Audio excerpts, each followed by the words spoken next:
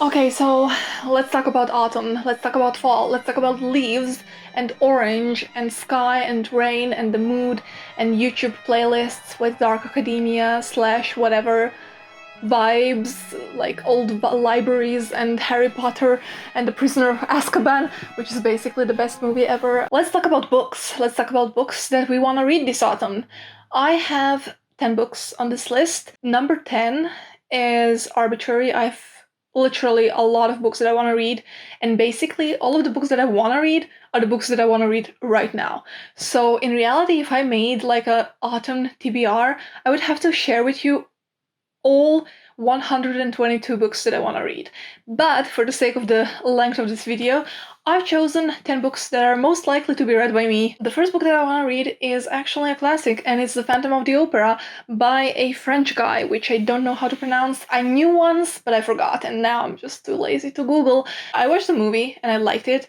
I know it's about a Paris opera and a singer there who wants to be the lead singer in a new opera, Faust, whose production just came to town. And there's this guy, this phantom who no one ever saw. He's her lover, and he's sending mysterious, threatening letters to everyone in the production to let her be the lead singer. If anything is fall/autumn vibe, it's that goddamn book, The Phantom of the Opera. Next up, we have one of my favorite writers in the entire universe, and it's Maggie Stiefvater. And her writing, we all know her prose is just autumn. It's Halloween. It's the atmosphere. It's like this kind of optimistic darkness. You know what I mean? Autumn is optimistic. Although it's so rainy and dark and cloudy, we love it. And this is basically Maggie Stiefvater's writing. And the only book I haven't read by her yet is All the Crooked Saints. What do you do once your biggest wish is granted? And not in a way you thought it would be.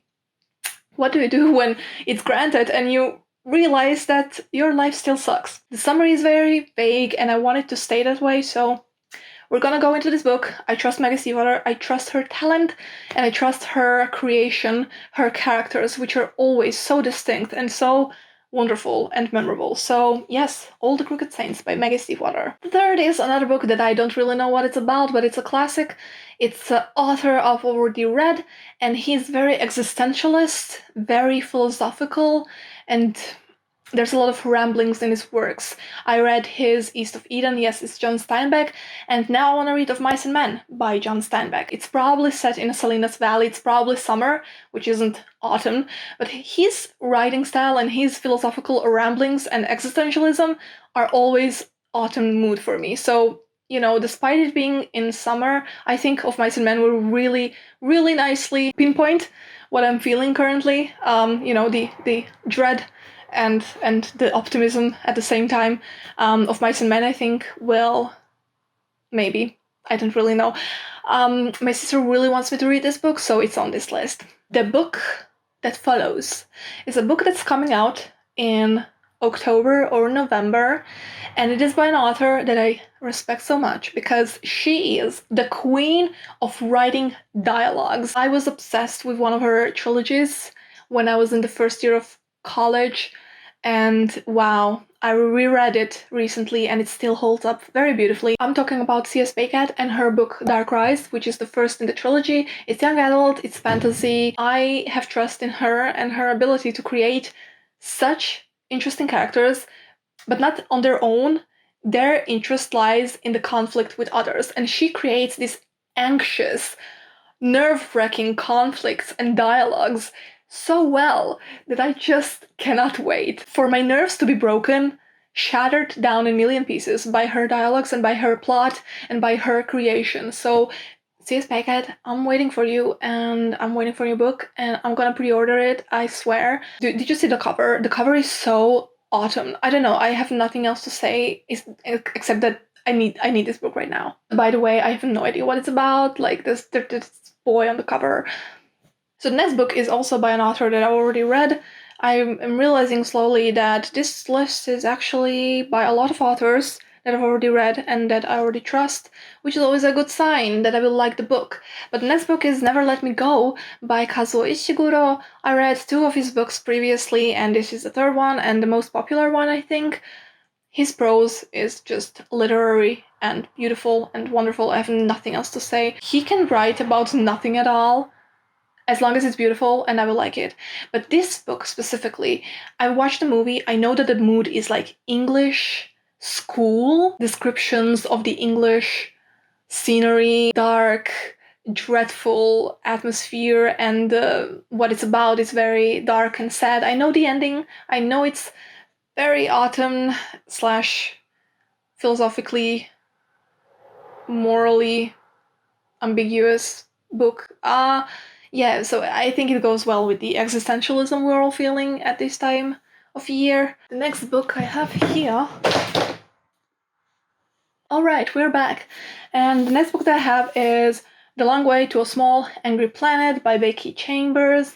This book is science fiction. I am in such a mood to read science fiction. Today I finished the absolute best science fiction book series ever, and that's Terra Ignota by Ada Palmer. The first book is To Like Lightning. Please read it. Do yourself a favor. It will change the way you read. And in order to solve my book hangover, I want to read more science fiction, especially, well, smart science fiction. This is not necessarily very sciencey and philosophical, but it's like that type of, I didn't read this book, but I heard it's like feel-good, character-driven, inclusive science fiction that does not necessarily have a plot, but it's like very episodic, and we have a lot of characters and they're all dealing with something, they're all having their own existential crisis, and they go through it in while traveling space, basically. I never read Becky Chambers. She's the first on this list, actually, the author that I still don't know about, but I'm hoping it's gonna be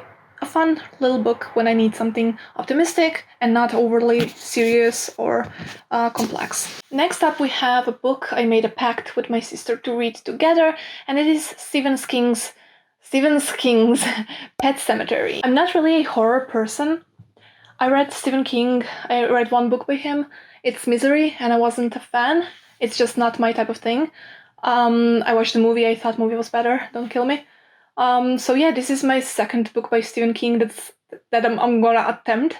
I heard a lot of people who don't usually read Stephen King or who don't really like him to like this book. So I'm hoping it's gonna be like a bit of a different vein than like Misery or his other works. Okay, next on the list is the ultimate science fiction book, the first in a trilogy, that I'm hoping will really solve my book hangover from, this Ada Palmer book that I've mentioned. I need some intelligent science fiction series. I need something smart, something philosophical, something sciencey, and I'm hoping this book will give me everything. Everything I know I need and everything I don't. So the book I'm talking about is Ninefox Gambit, about a captain, and she has to return her honor because she did something dishonorable.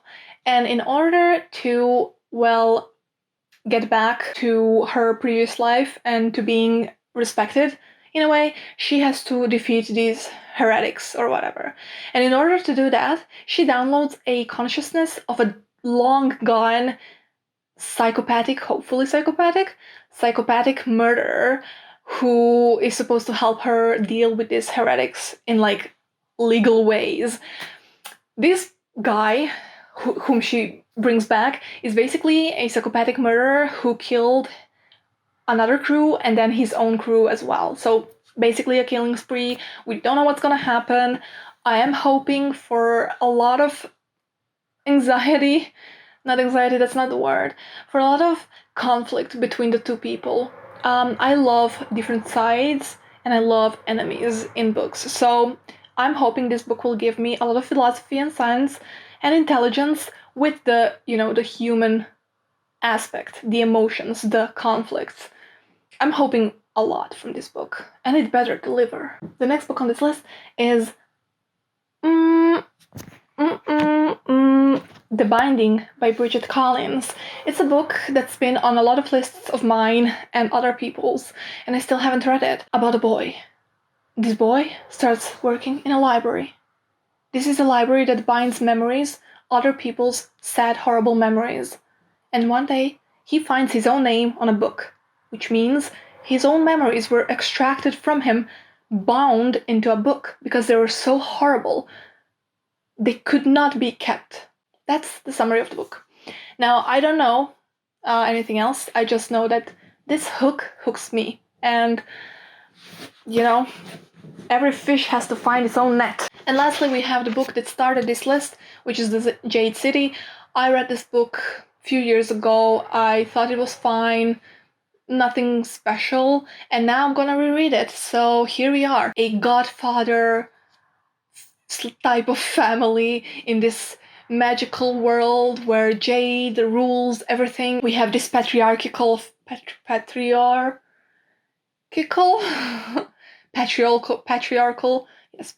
family, which basically men are like ruling and they're in politics, and then we have women who want to get into politics, so there's the conflict there. But basically we have this family and like the enemy families, and they're battling over territory in the city.